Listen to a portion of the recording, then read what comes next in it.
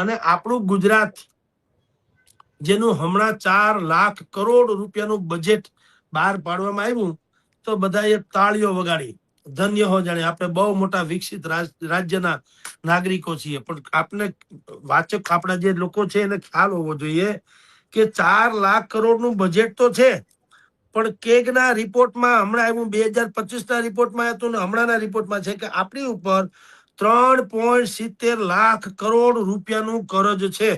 એટલે 3.25 લાખ કરોડ રૂપિયા એનું કરજ છે. અને આપણે જે છે વ્યાજ જે આપીએ છીએ દર વર્ષે, એટલે એનો 25,000 કરોડનો તો વ્યાજનો હપ્તો છે. 25,000 કરોડ. હવે આ બધા આંકડા જે છે ને કોઈને આમ ચક્રમ ખાઈ જાય, માણસનો મગજ ફાટી જાય, ધોરી નસ તૂટી જાય, એવા બધા કેગના સરકારના જ રિપોર્ટ છે. મારીને તમે